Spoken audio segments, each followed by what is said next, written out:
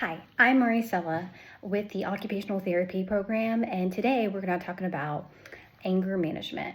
Specifically, we're going to talk about controlling anger before it controls you. I got all this information you'll see down below from www.apa.org/topics/anger and control. I want to go over real quick something that's powerful that I read on this article. Control anger before it controls you. I thought those were fantastic words. And then saying anger is unpredictable and a powerful emotion. It is unpredictable and very powerful, and I believe we all have a right to be angry. It's just how we communicate.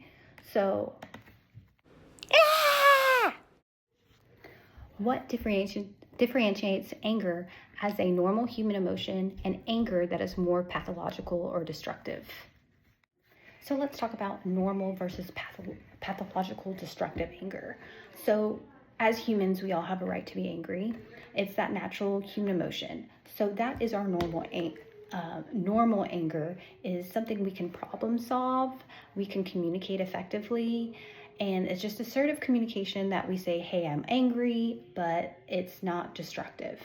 Okay, so pathological destructive, what we mean by that is uncontrollable anger. It's that flight or fight, we're angry, we're throwing things, just maybe verbal outbursts. And this unfortunately is a negative emotion. It's destructive anger. Can anger be suppressed? And what are the pros and cons? Yes, anger can be suppressed.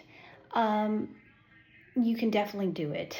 The pros to suppressing anger is you avoid those impulsive, aggressive outbursts. Like you suppress that anger, you're just like, okay, you know what, I'm just not going to talk about it. Let's just move on. Okay, so that's a pro for it. And it allows us, maybe to calm down and avoid confrontation. But what are the cons of suppressing anger? Well, like for me, if I suppress anger, I can feel it in my chest. I think unexpressed anger can lead to health issues. It can lead to health issues such as hypertension, digestive problems, depression, and even just personality issues. So you need to find how you communicate with your anger. I honestly don't think you should suppress it that much. I always think you should verbalize it. But those are the pros and cons of how anger can be suppressed. Why are some people more angry than others? Well, honestly, it could be their personality. Maybe it's they were brought up and raised that way. Also, it could be life circumstances. Maybe someone's going through some trauma and some stress. Maybe they're actually diagnosed with depression, anxiety, and they don't know how to verbalize or self-regulate their anger. They don't know what to do. So they become defensive and they just start screaming. It also could be just their brain chemistry. I mean, some people have that lower impulsive control. Strategies to manage your anger. How can we do that? Well, with occupational therapy, we are taught relaxation techniques, calming techniques, breathing techniques. This works well with children and adults. Just breathe in and breathe out.